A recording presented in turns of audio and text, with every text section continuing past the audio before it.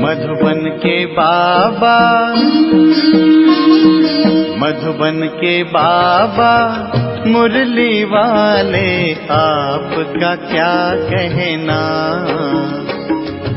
आपका क्या कहना।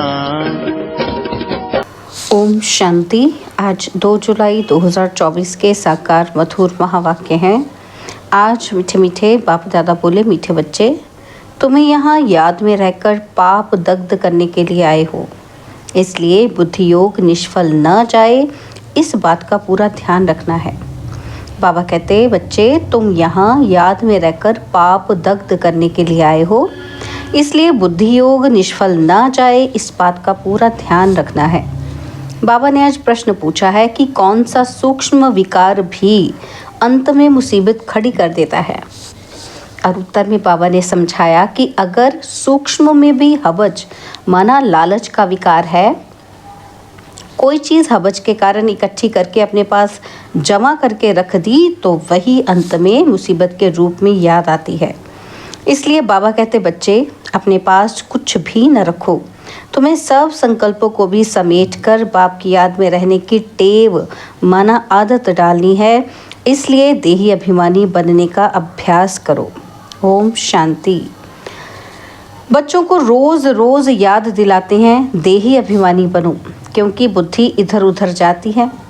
अज्ञान काल में भी कथा वार्ता सुनते हैं तो बुद्धि बाहर भटकती है, यहाँ भी भटकती है। इसलिए रोज रोज कहते हैं देही अभिमानी बनो। वह तो कहेंगे हम जो सुनाते हैं उस पर ध्यान दो, धारण करो। शास्त्र जो सुनाते हैं वह वचन ध्यान पर रखो। यहाँ तो बाप आत्माओं को समझाते हैं, तुम सब स्टूडेंट देही अभिमानी होकर बैठो। शिव बाबा आते हैं पढ़ाने के लिए। ऐसा कोई कॉलेज नहीं होगा जहाँ समझेंगे शिव बाबा पढ़ाने आते हैं। ऐसा स्कूल होना ही चाहिए। पुरुषोत्तम संगम युग पर स्टूडेंट बैठे हैं और यह भी समझते हैं कि परमपिता परमात्मा आते हैं हमको पढ़ाने, शिव बाबा आते हैं हमको पढ़ाने।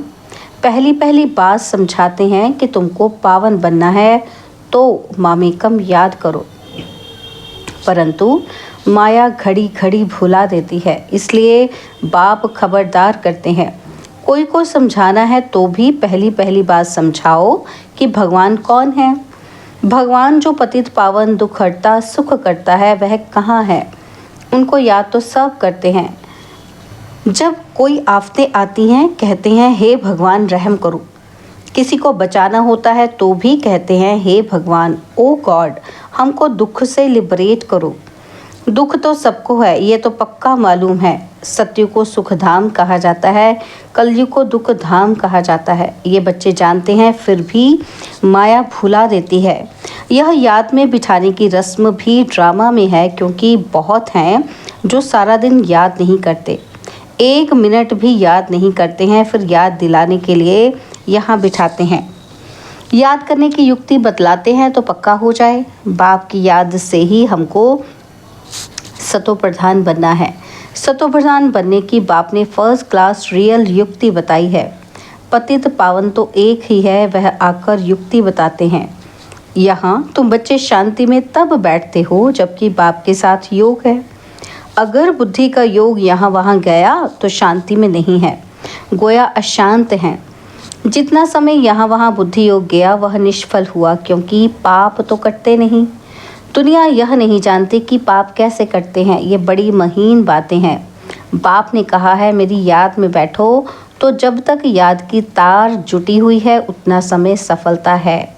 ज़रा भी बुद्धि इधर उधर गई तो वह टाइम वेस्ट हुआ, निष्फल हुआ। बाप का डायरेक्शन है ना कि बच्चे मुझे याद करो। अगर याद नहीं किया तो निष्फल हुआ। इससे क्या होगा, तुम जल्दी सतो प्रधान नहीं बनेंगे, फिर तो आदत पड़ जाएगी। ये होता रहेगा। आत्मा इस जन्म के पाप तो जानती है। भल कोई कहते हैं कि हमको याद नहीं है, परंतु बाबा कहते हैं 3-4 वर्ष से लेकर सब बातें याद रहती हैं। शुरू में इतने पाप नहीं होते हैं जितने बाद में होते हैं। दिन प्रतिदिन क्रिमिनल आई होती जाती है। त्रेता में 2 कला कम होती हैं, चंद्रमा की 2 कला कितने में कम होती है, धीरे धीरे कम होती जाती है। और फिर 16 कला संपूर्ण भी चंद्रमा को ही कहा जाता है। सूर्य को नहीं कहते। चंद्रमा की है 1 मास की बात और ये है फिर कल्प की बात। दिन प्रतिदिन नीचे उतरते जाते हैं और फिर याद की यात्रा से ऊपर चढ़ सकते हैं। फिर तो दरकार नहीं जो हम याद करें और ऊपर चढ़ें। सतयुग के बाद फिर उतरना है। सतयुग में भी याद करें तो नीचे उतरे ही नहीं। ड्रामा अनुसार उतरना ही है तो याद ही नहीं करते हैं। उतरना भी ज़रूर है, फिर याद करने का उपाय बाप ही बतलाते हैं, क्योंकि ऊपर जाना है। संगम पर ही आकर बाप सिखलाते हैं कि कब चढ़ती कला शुरू होती है। हमको फिर अपने सुखधाम में जाना है। बाप कहते हैं अब सुखधाम में जाना है तो मुझे याद करो। याद से तुम्हारी आत्मा सतो प्रधान बन जाएगी। तुम दुनिया से निराले हो। बैकुंठ दुनिया से बिल्कुल न्यारा है। बैकुंठ था, अब नहीं है। कल्प की आयु लंबी कर देने के कारण भूल गए हैं।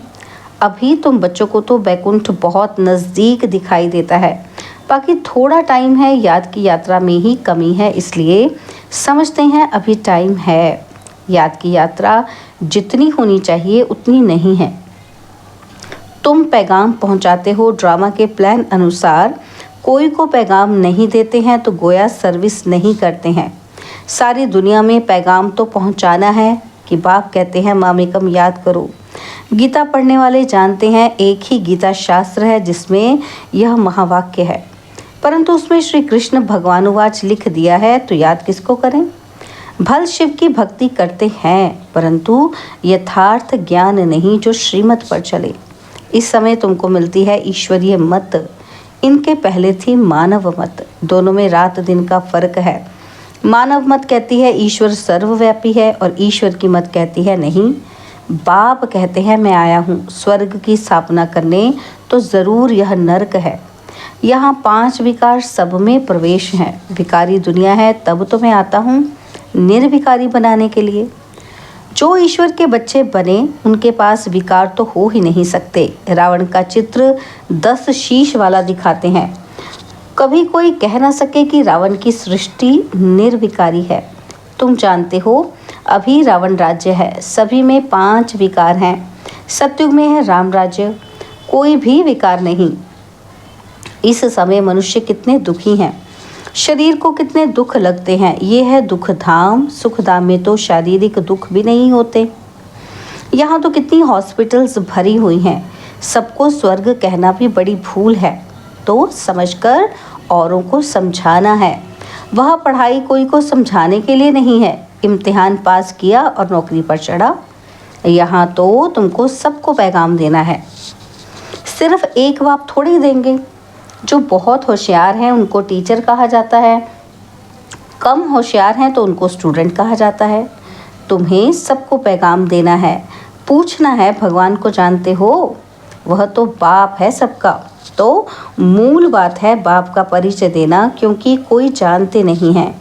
ऊंच ते ऊंच बाप है, सारे विश्व को पावन बनाने वाला है। सारा विश्व पावन था जिसमें भारत ही था, और कोई धर्म वाला कह न सके कि हम नई दुनिया में आए हैं। वो तो समझते हैं हमारे से आगे कई होकर गए हैं।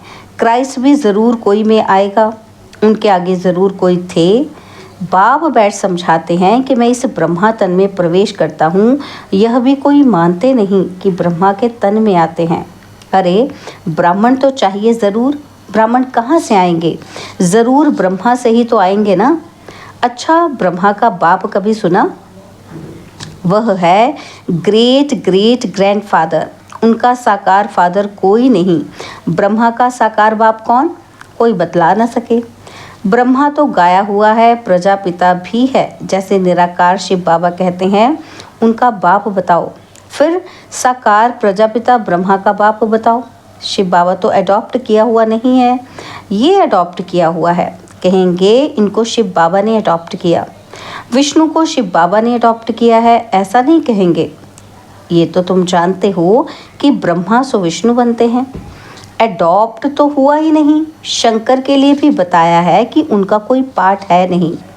ब्रह्मा सो विष्णु, विष्णु सो ब्रह्मा, ये 84 का चक्र है। शंकर फिर कहाँ से आया? उनकी रचना कहाँ है? बाप की तो रचना है, वह सब आत्माओं का बाप है, और ब्रह्मा की रचना है सब मनुष्य। शंकर की रचना कहाँ है? शंकर से कोई मनुष्य दुनिया नहीं रची जाती। बाप आकर ये सब बातें समझाते हैं, फिर भी बच्चे घड़ी घड़ी भूल जाते हैं। हर एक की बुद्धि नंबरवार है ना, जितनी बुद्धि उतनी टीचर की पढ़ाई धारण कर सकते हैं। ये है बेहद की पढ़ाई। पढ़ाई के अनुसार ही नंबरवार पद पाते हैं। भल पढ़ाई एक ही है मनुष्य से देवता बनने की, परंतु डिनाइस्टी बनती है ना। यह भी बुद्धि में आना चाहिए कि हम कौन सा पद पाएंगे। राजा बनना तो मेहनत का काम है। राजाओं के पास दास दासियां भी चाहिए, और दास दासियां कौन बनते हैं यह भी तुम समझ सकते हो। नंबरवार पुरुषार्थ अनुसार हरेक को दासियां मिलती होंगी। तो ऐसा नहीं पढ़ना चाहिए जो जन्म जन्मांतर दास दासी बने। पुरुषार्थ करना है ऊंच बनने का। तो सच्ची शांति बाप की याद में है। ज़रा भी बुद्धि इधर उधर गई तो टाइम वेस्ट होगा, कमाई कम होगी, सतो प्रधान बन नहीं सकेंगे। यह भी समझाया है कि हाथों से काम करते रहो, दिल से बाप को याद करो। शरीर को तंदुरुस्त रखने के लिए घूमना फिरना ये भी भल करो, परंतु बुद्धि में बाप की याद रहे। अगर साथ में कोई हो तो झरमुई झगमुई नहीं करनी है। ये तो हर एक की दिल गवाही देती है। बाबा समझा देते हैं कि ऐसी अवस्था में चक्र लगाओ। पादरी लोग जाते हैं एकदम शांति में, और तुम लोग ज्ञान की बातें सारा समय तो नहीं करेंगे। फिर जबान को शांत में लाकर शिव बाबा की याद में रेस करनी चाहिए। जैसे खाने के समय बाबा कहते हैं कि याद में बैठकर खाओ, अपना चार्ट देखो। बाबा अपना तो बताते हैं कि हम भूल जाते हैं। कोशिश करता हूँ, बाबा को कहता हूँ बाबा हम पूरा समय याद में रहूँगा। आप हमारी खांसी बंद करो, शुगर कम करो। अपने साथ जो मेहनत करता हूँ वो बताता हूँ, परंतु मैं खुद ही भूल जाता हूँ, तो खांसी कम कैसे होगी? जो बातें बाबा के साथ करता हूँ वह सच सुनाता हूँ। बाबा बच्चों को बता देते हैं, बच्चे बाप को नहीं सुनाते, लज्जा आती है। झाड़ू लगाओ, खाना बनाओ तो भी शिव बाबा की याद में बनाओ तो ताकत आएगी। यह भी युक्ति चाहिए, इसमें तुम्हारा ही कल्याण होगा। फिर तुम याद में बैठेंगे तो औरों को भी कशिश होगी। एक दो को कशिश तो होती है ना। जितना तुम जास्ती याद में रहेंगे उतना सन्नाटा अच्छा हो जाएगा। एक दो का प्रभाव ड्रामा अनुसार पड़ता है। याद की यात्रा तो बहुत कल्याणकारी है, इसमें झूठ बोलने की दरकार नहीं है। सच्चे बाप के बच्चे हैं तो सच्चा होकर चलना है। बच्चों को तो सब कुछ मिलता है, विश्व की बादशाही मिलती है, तो फिर लोभ कर 10-20 साड़ियाँ आदि क्यों इकट्ठी करती हो? अगर बहुत चीज़ें इकट्ठी करती रहेंगे तो मरने समय भी याद आएगी। इसलिए मिसाल देते हैं कि स्त्री ने उनको कहा लाठी भी छोड़ दो, नहीं तो ये भी याद आएगी। कुछ भी याद नहीं रहना चाहिए, नहीं तो अपने लिए ही मुसीबत लाते हैं। झूठ बोलने से 100 गुना पाप चढ़ जाता है। शिव बाबा का भंडारा सदैव भरा रहता है। जास्ती रखने की भी दरकार क्या है? जिसकी चोरी हो जाती है तो सब कुछ दिया जाता है। तुम बच्चों को बाप से रजाई मिलती है तो क्या कपड़े आदि नहीं मिलेंगे? सिर्फ फालतू खर्चा नहीं करना चाहिए, क्योंकि अबलाएं ही मदद करती हैं स्वर्ग की स्थापना में। उनके पैसे ऐसे बर्बाद भी नहीं करने चाहिए। वह तुम्हारी परवरिश करती हैं तो तुम्हारा काम है उन्हों की परवरिश करना, नहीं तो 100 गुना पाप सिर पर चढ़ता है। अच्छा, मीठे मीठे सिकिलदे बच्चों प्रति माता पिता बाप दादा का याद प्यार और गुड मॉर्निंग। रूहानी बाप की रूहानी बच्चों को नमस्ते। हम रूहानी बच्चों की रूहानी बाप दादाजी को दिलवा जान सिकवा प्रेम से नमस्ते। ओम शांति। प्यारे बाबा, मीठे बाबा, मेरे बाबा, शुक्रिया बाबा, शुक्रिया बाबा, शुक्रिया। धारणा के लिए मुख्य सार है। पहला पॉइंट है, बाप की याद में बैठते समय ज़रा भी बुद्धि इधर उधर नहीं भटकनी चाहिए। सदा कमाई जमा होती रहे, ऐसी याद हो जो सन्नाटा ही हो जाए। और दूसरा पॉइंट, शरीर को तंदुरुस्त रखने के लिए घूमने फिरने जाते हो तो आपस में झरमुई झगमुई नहीं करना है। ज़बान को शांति में रख बाप को याद करने की रेस करनी है। भोजन भी बाप की याद में खाना है। बाबा ने आज वरदान दिया, निश्चय बुद्धि बन कमजोर संकल्पों की जाल को समाप्त करने वाले सफलता संपन्न भव। निश्चय बुद्धि बन कमजोर संकल्पों की जाल को समाप्त करने वाले सफलता संपन्न भव। अभी तक मेजॉरिटी बच्चे कमजोर संकल्पों को स्वयं ही इमर्ज करते हैं। सोचते हैं पता नहीं होगा या नहीं होगा, क्या होगा। ये कमजोर संकल्प ही दीवार बन जाते हैं और सफलता उस दीवार के अंदर छिप जाती है। माया कमजोर संकल्पों की जाल बिछा देती है, उसी जाल में फंस जाते हैं। इसलिए मैं निश्चय बुद्धि विजयी हूँ, सफलता मेरा जन्मसिद्ध अधिकार है।